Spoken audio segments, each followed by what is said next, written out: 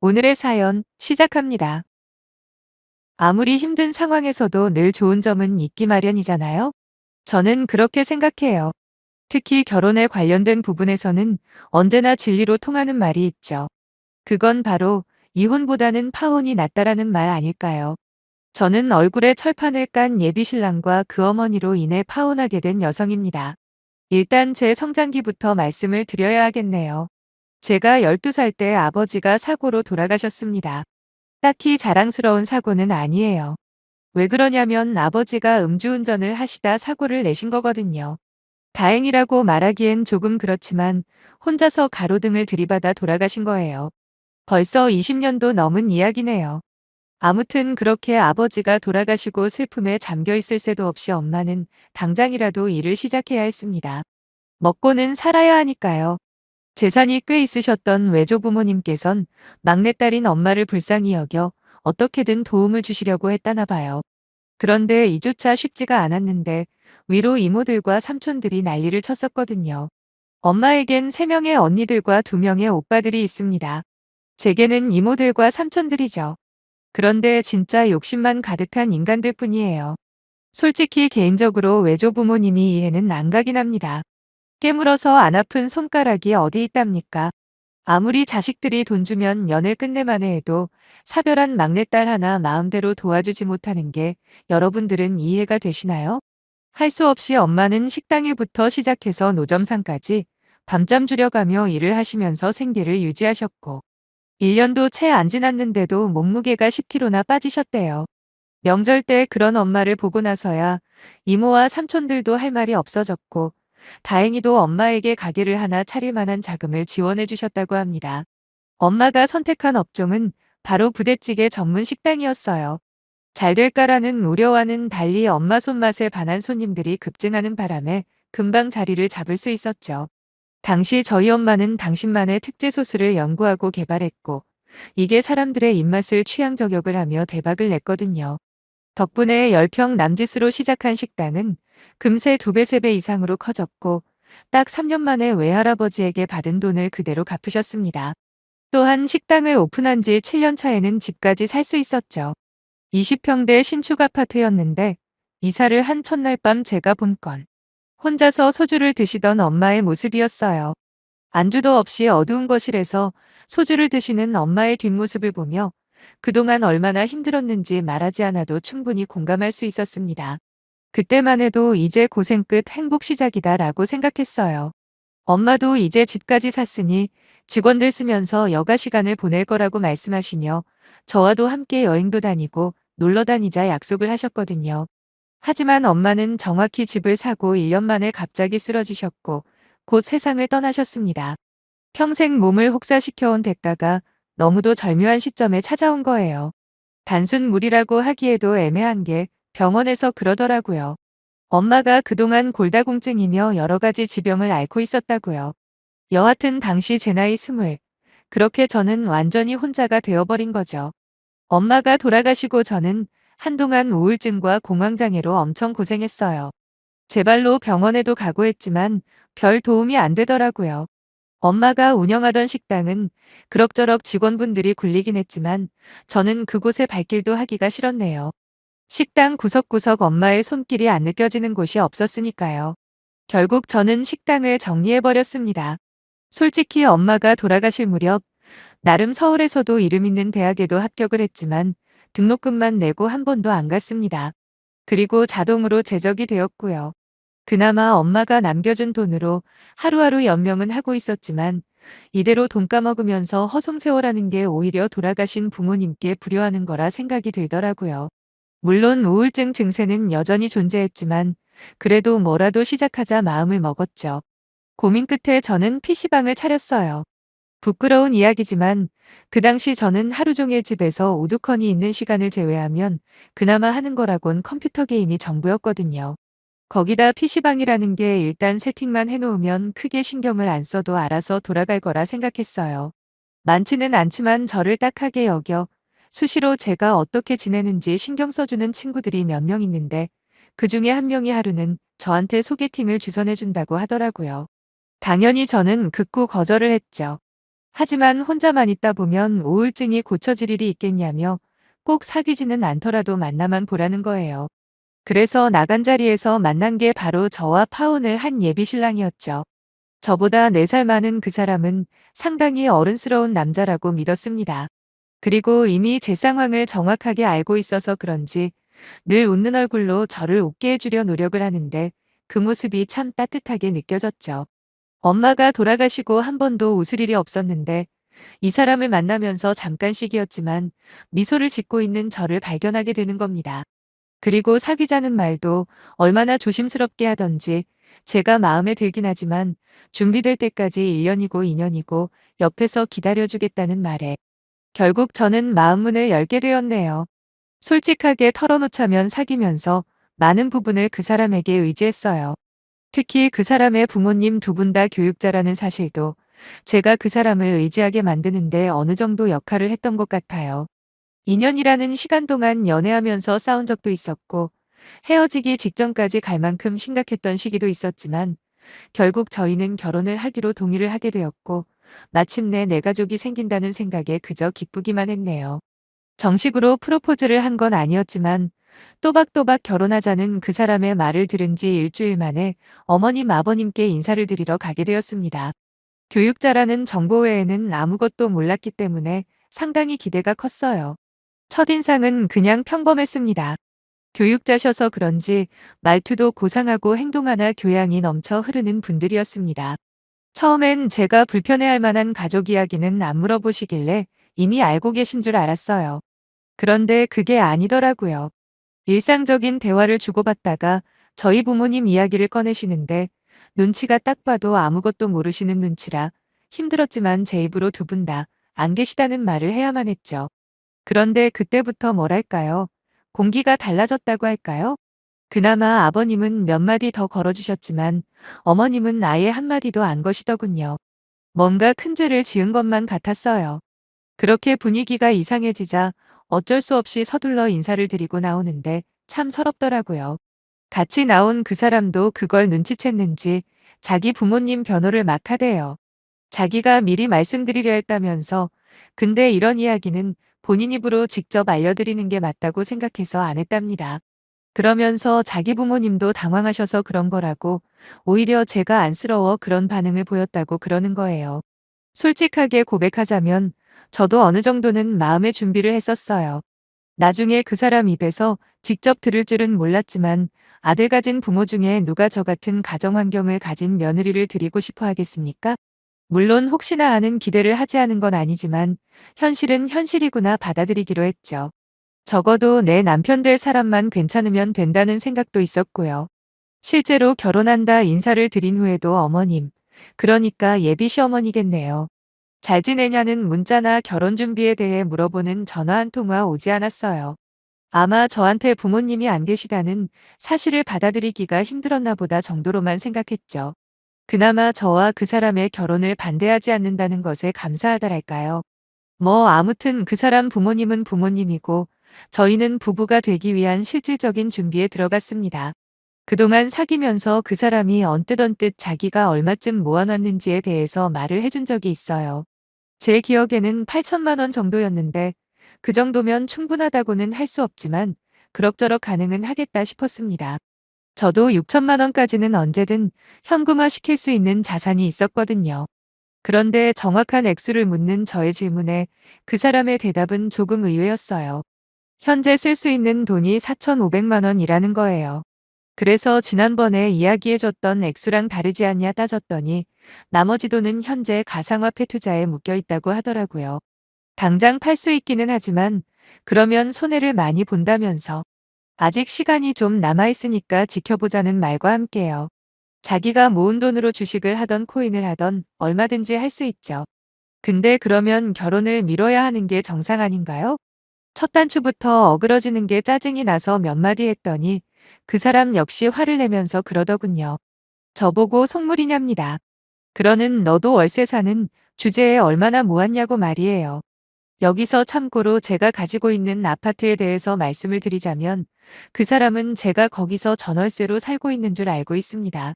거짓말을 한 거냐고 물으신다면 그렇다고 할 수밖에 없네요. 하지만 거기엔 제 나름대로의 사정이 조금 있어요. 그 사람과 사귀기 시작하고 얼마 있지 않아 저희 집에 대해서 이야기를 한 적이 있는데 저한테 전세인지 월세인지 물어보더라고요. 아무래도 제가 나이도 아직 어리고 그때 PC방을 오픈한 지도 얼마 안 되었던 터라 당연히 제 집은 아닐 거라고 생각했던 거죠. 사실 그렇게 물어보지 않아도 웬만하면 제가 아파트를 소유하고 있다는 건 최대한 늦게 알리고 싶은 마음도 컸습니다. 부모 형제 하나 없는 제 입장에서 그 사람을 어떻게 믿고 재산을 있는 그대로 오픈한답니까? 거기다 그때만 해도 이 사람과 결혼까지 결심할 거라고 전혀 상상도 못했었고요. 그때는 말을 흐리면서 대충 넘어갔는데 전세라고 했는지 월세라고 했는지 기억도 잘 안 납니다. 그 후로 여러 번 거짓말에 대해서 고백하려 했는데 타이밍 잡기가 힘들더군요. 그렇게 여기까지 온 거죠. 남자친구의 질문에 그제서야 제가 거짓말을 했다며 사실을 밝혔고 곧바로 사과를 했습니다. 일부러 속이려고 한 건 아닌데 어떻게 하다 보니 시간이 이렇게 흘렀다고요. 그러자 남자친구 표정이 환해지더라고요. 그러면서 미안할 게 뭐가 있냐며 지금까지 그렇게 중요한 이야기를 왜 안 했냐며 진작에 말해줬으면 자기가 고생할 일은 없었을 거라는 거예요. 그때만 해도 그 고생이라는 게 정확하게 뭘 뜻하는지 감도 못 잡았습니다.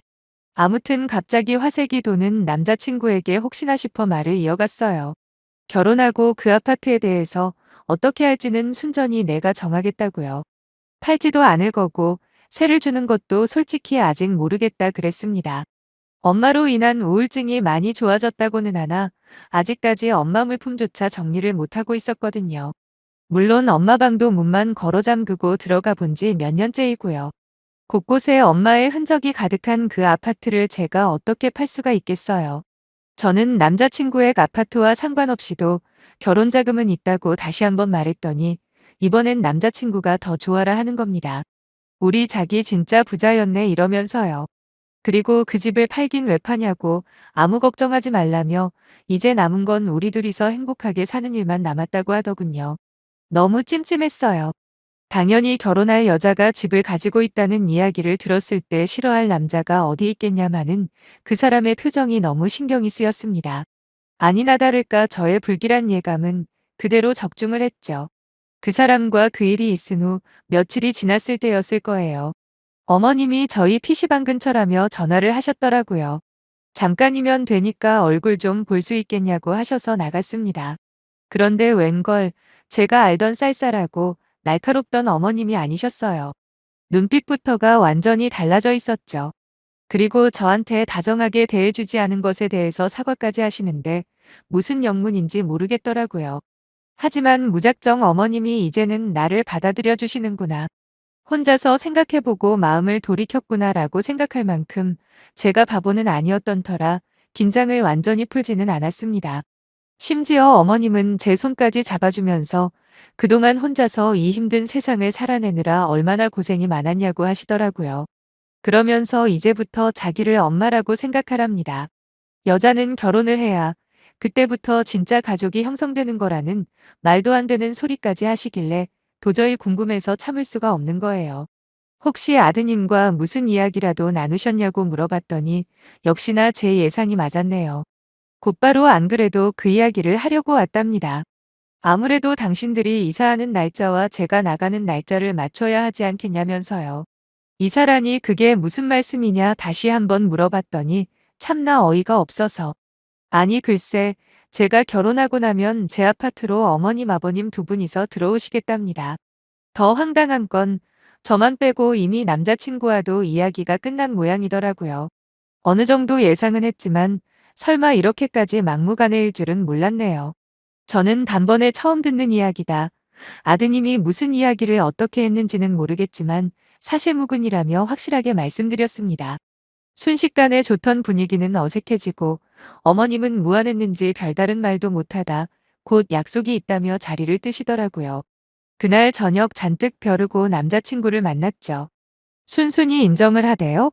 제가 결혼하면 어차피 그 아파트 팔 것도 아니냐면서.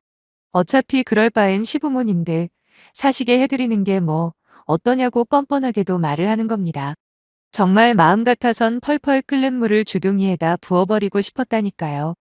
순간 그나마 조금이라도 남아있던 미련까지 모두 떨어져 나가는 게 느껴지면서 마음이 엄청난 속도로 차갑게 식는 게 느껴지더라고요.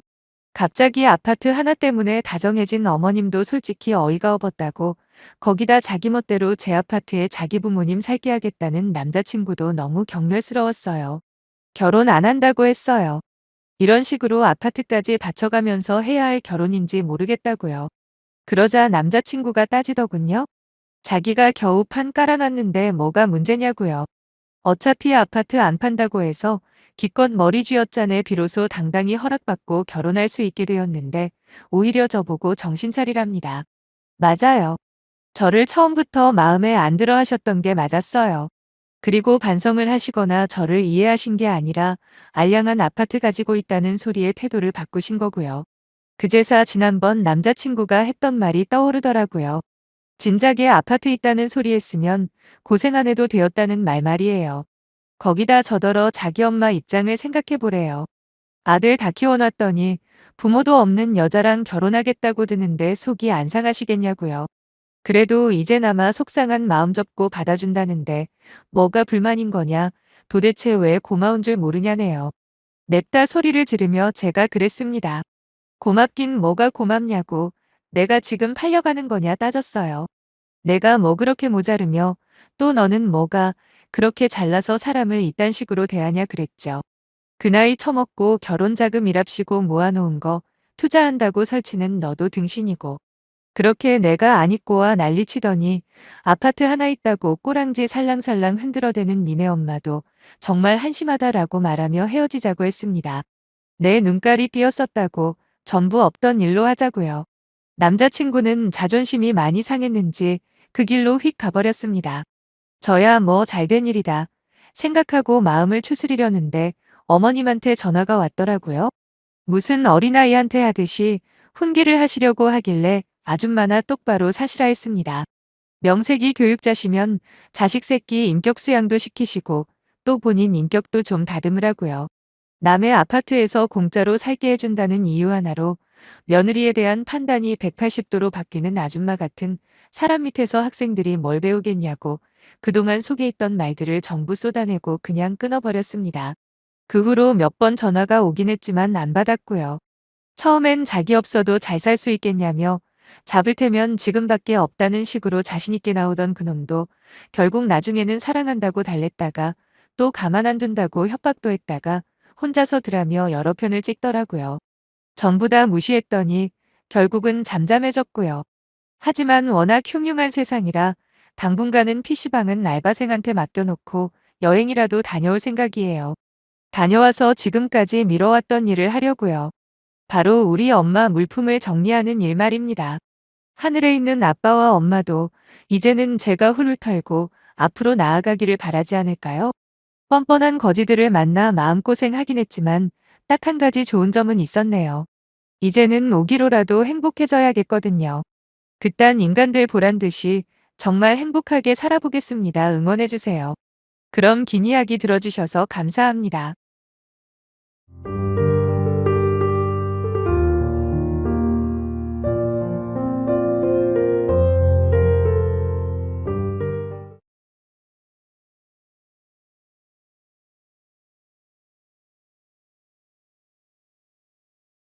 오늘의 사연 시작합니다. 안녕하세요. 태어나서 지금껏 그 누구한테도 소리 한번 안 질러보고 살았는데 제가 딱 한 번 정말 미친 사람처럼 난동을 부린 적이 있습니다. 그건 바로 남편과 시어머니였죠. 지금은 이혼을 했으니 전 남편과 전 시어머니라 불러야 하겠네요. 그냥 편의상 남편이라고 부를게요. 저보다 2살 많은 남편과는 아는 지인의 소개로 만났습니다. 당시 저는 직장을 다니는 평범한 회사원이었고 남편은 공무원이었어요. 30이 넘은 나이에 늦게 만난 만큼 처음부터 저희는 결혼을 전제로 만나게 되었죠. 다행히 서로 대화도 잘 통하고 왠지 이 사람이다 싶은 느낌까지 받았습니다. 누가 먼저랄 것도 없이 주말이면 연락을 했고 여느 커플들처럼 사랑을 키워나갔어요. 그리고 정확하게 만난 지 1년 만에 남편이 정식으로 결혼을 하자며 프로포즈를 해왔는데 저는 어느 정도 예상을 하고 있었습니다. 거절할 이유가 없었지요. 그리고 그해 여름 양가 어른들의 축복 속에서 부부의 연을 맺었고요. 비록 남편 직업이 공무원이라고는 하나 수험 기간이 꽤 길었더라고요. 거기다 다들 아시다시피 공무원이 요즘 가장 인기 있는 직종이긴 하지만 실제로 정말 많은 종류의 공무원이 있습니다. 그리고 월급만 따지고 보면 그리 큰 금액도 아니고요. 그러다 보니 결혼 당시 남편이 모아둔 돈이 넉넉한 편은 아니었어요. 오히려 제가 모은 돈이 더 많았을 정도였죠. 그렇다고 둘 다 나이도 있는 상황에서 양가 부모님께 손을 벌리는 것도 썩 내키지가 않더라고요. 저희는 차라리 대출을 받아서 시작하자고 합의를 했고 집을 알아보러 다니기 시작했습니다. 신혼부부 대출을 받는다고 해도 생각보다 마땅한 집이 없더라고요. 그런데 시어머니께서 먼저 제안을 하시는 거예요.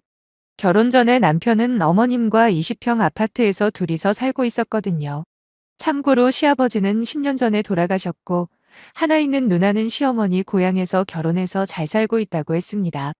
어머님께서는 이제 나이도 있고 하니 당신께서는 고향으로 내려가서 친지들이랑 부대끼며 살고 싶다는 말씀을 하시더라고요.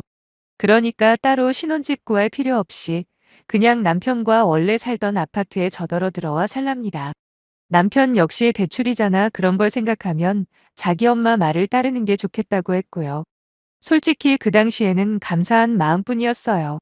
제가 직접 집을 알아보러 다녀본 결과 서울이나 수도권이 아니더라도 집값이 미쳤다는 느낌을 강하게 받았었거든요. 그래서 어떻게 살림을 시작해야 하나 암울하기만 했는데 갑자기 시어머니께서 절이 나와 주시니 어찌 감사하지 않을 수가 있겠습니까? 당연히 저는 어머님의 약속을 철석같이 믿고 진행을 했습니다.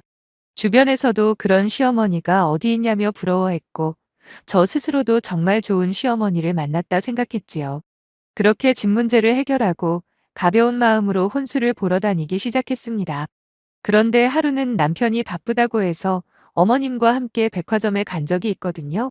원래 쓰던 가전들이 있으니 최대한 돈을 아끼려 생각했고 그래서 백화점에는 가본 적도 없습니다. 괜히 눈만 높아지고 별 도움은 안 된다 싶어서 말이죠. 하지만 그날따라 어머님께서는 어찌나 백화점에 가야 한다고 고집을 부리시던지 당해낼 재간이 없었네요. 결국 차를 타고 1시간이나 운전을 해서 백화점에 도착을 했는데 어머님은 가전이나 가구가 있는 층으로 가시는 게 아니라 주얼리 매장이 있는 쪽으로 가시는 거예요. 눈을 반짝반짝 빛내시며 팔찌며 시계며 반지까지 이건 색깔이 너무 예쁘다.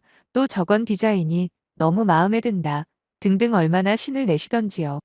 저도 사회생활을 나름 할 만큼 했다 보니 대충 눈치가 오더라고요. 지금 예단 이야기를 돌려서 하고 계시다는 걸 알아차릴 수 있었죠. 결국 그날 하루 종일 제가 필요한 물건은 하나도 못 보고 어머님에게 이끌려 시계 매장에서부터 목걸이 매장까지 돌아다니기만 했네요. 하지만 그 자리에서 뭔가를 사드리겠다거나 약속한 건 없었습니다. 애초에 예단 같은 건 딱히 필요 없는 거 아니냐고 말씀하셔서 예산도 안 빼놨었거든요. 아무튼 돌아오는 길에 남편에게 전화를 해서 그날 있었던 상황을 말씀드렸지요. 그러자 남편이 일단 본인이 어머님께 잘 이야기해보겠다며 걱정하지 말라대요. 하지만 자신만만한 남편의 말과는 달리 상황은 크게 달라지지 않았습니다. 왜냐하면 남편이 며칠 뒤 어머님을 모시고 백화점에 가서는 그때 어머님이 마음에 든다고 호들갑을 떠셨던 진주 목걸이를 계약했다고 했거든요. 제가 어이가 없어서 남편한테 따졌어요. 자기가 잘 이야기하겠다고 한 게 이런 거였냐고요. 그러자 남편이 기껏 한다는 소리가 이번 한 번만 저들이잡니다. 대신 자기가 저한테 더 잘하겠다는 약속과 함께요. 뭐 어쩌겠습니까? 이미 계약을 한마당에 다시 가서 물릴 수도 없는 거잖아요. 앞으로는 무조건 나랑 상의를 해야 한다며 경고만 하고 넘어갔죠. 근데 이건 시작일 뿐이었어요. 제가 골라놓은 혼수 하나하나 입을 대면서 잔소리하신 건 그냥 넘어갈게요. 앞으로 일어날 일에 비하면 아무것도 아닌 수준이거든요. 당초 계획은 이랬어요. 저희가 신혼여행에 가 있는 사이에 어머님이 고향으로 내려가셔서 계약했다던 집수리를 마치기로 했습니다. 그리고 나서 저희가 돌아오면 이사를 가는 걸로 했었거든요. 사실 어떻게 보면 아들 며느리를 위해서 사시던 집을 양보하시는 건데 생각할수록 마음에 걸리는 거예요. 그래서 제가 어머님이 이사하시기 전에 직접 청소라도 해드린다고 제안을 한 적이 있습니다. 하지만 어머님은 그럴 필요 없다며 단번에 거절을 하시더라고요. 그러면 이삿짐 센터라도 예약해 드릴까요 하니까 그것도 당신께서 알아서 할 테니 신경 쓰지 말랍니다. 그래서 저도 더는 별 말씀 드리지 않았고요. 하지만 이게 웬걸 결혼식을 마치고 신혼여행에서 돌아온 지 일주일이 넘어도 어머님이 도통 이사를 할 기미가 안 보이는 겁니다. 심지어 짐도 전혀 싸지 않으시더군요. 별수 없이 제가 여쭤봤습니다. 언제쯤 이사를 가실 계획이냐고 말이죠. 그랬더니 하신다는 말씀이 집수리가 아직 덜 끝났다고 조만간 이사를 하실 거랍니다. 그리곤 어머님은 저를 째려보시며 그렇게 시어미를 내쫓고 싶냐? 어련히 때 되면 알아서 가줄 테니까 걱정 안 해도 된다고 하셨고 왠지 제가 죄인이 된 듯한 기분까지 들었네요. 왜 그렇잖아요. 시어머니께서 집까지 내주시는데 며느리가 되어가지고 언제 나가시냐 재촉하는 것 같았거든요. 남편도 저보고 그걸 못 기다려서 어머님 기분을 상하게 했냐 핀잔을 주기까지 했습니다. 그렇다 보니 그 후로는 더 이상 여쭤보기가 어렵더라고요. 물론 마음 한켠으로는 어머님이 설마 처음부터 이사할 생각이 없었고 눈 가리고 아웅식으로 저를 속이시려는 건 아닌가 하는 의심이 들지 않은 건 아닙니다만 솔직히 생각해 보세요. 세상에 어느 누가 금방 탄로날 거짓말을 저렇게 뻔뻔하게 할 수가 있겠습니까? 그렇게 예상치 못한 시어머니와의 합가 생활이 시작되었는데 솔직히 어머님이 실제로 이사를 하신다는 말이 진실이었다고 해도 저는 아마 이혼을 결심했을 거예요. 그만큼 같이 사는 그 짧은 시간들이 고통 그 자체였거든요. 그리고 시어머니의 막무가내식 고집을 대하는 남편의 태도도 빵점이었고요. 일단 어머님과 같이 살게 되면서 제일 힘들었던 건 바로 아침상을 차리는 문제였지요. 남편은 지각을 하더라도 아침은 꼭 먹어야 하는 사람입니다. 반면에 저는 대학교 때부터 아침을 안 먹기 시작하면서 완전히 습관이 되어버린 지 오래고요. 그래서 남편과 결혼을 준비하면서 확실하게 못 박아둔 게 하나 있는데 그게 바로 아침은 먹고 싶은 사람이 차려서 먹는다였거든요. 남편 역시 조금의 고민도 없이 동의를 했었고요. 하지만 어머님은 그런 저희 의사와는 상관없이 자신의 주장만 고집하시더라고요. 새벽 5시 반부터 자고 있는 저를 깨우시더니 그 이른 아침에 나물 무치고 생선을 구우라고 하시는 겁니다. 저는 자다 일어나 얼떨결에 시키는 대로 일단 했죠.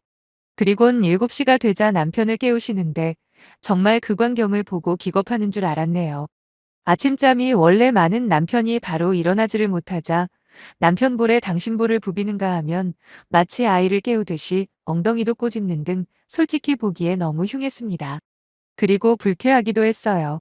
아무리 당신이 낳은 아들이라지만 이제는 엄연히 저와 결혼한 사람이잖아요.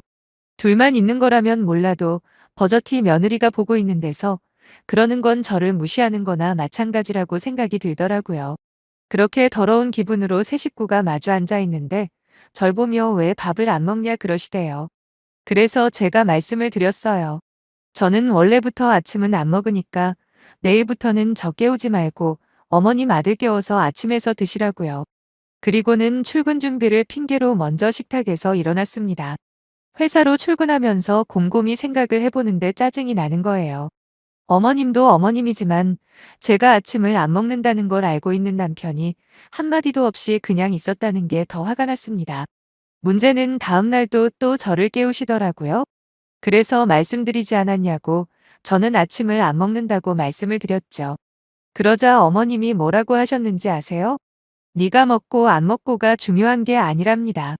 그러면서 내 아들은 챙겨 먹여야 할 거 아니냐 하시네요.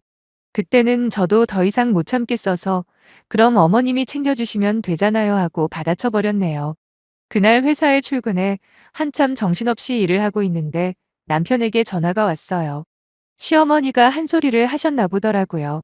저더러 왜 그렇게 삐딱하게 행동을 하냐며 이왕 같이 사는 동안에는 자기 엄마한테 잘 좀 하랍니다. 순간 어이가 없더라고요. 당신 같으면 먹지도 않는 아침 차리라고 새벽 5시에 깨우는데 짜증이 안 나겠냐. 거기다 분명히 나는 아침 안 먹으니까 깨우지 마시라고 말씀드렸는데도 오늘 새벽에 또 깨우더라. 도대체 누가 잘못한 거냐고 따져 물었죠. 그랬더니 자기도 할 말이 없는지 조용하더라고요. 거기다 말 나온 김에 하는 말이라고 웬만하면 한 달 안에 이사 가시는 걸로 알아서 잘 좀 하라고 했습니다. 남편은 자기가 불리한 말싸움을 해야 하는 상황만 되면 언제나 아무 말을 안 하는 습관이 있어요. 그날도 자기 딴에는 저한테 한마디 하려고 전화했다가 잔소리만 실컷 듣고 끊었네요. 그렇게 서로의 마음에 상처만 남기고 아침상 차리는 문제는 해결된 듯 싶었는데 이번엔 또 다른 문제가 기다리고 있더군요. 시어머니는 당신 스스로가 멋쟁이라 생각하시는 분이십니다. 제가 볼 때는 솔직히 그 정도는 아닌 것 같은데 옷을 그렇게 많이 사세요. 하루에도 두세 번 갈아입는 건 기본입니다. 그렇다 보니 빨랫감이 어찌나 빨리 쌓이는지 매일 한 번은 빨래를 해야 했습니다.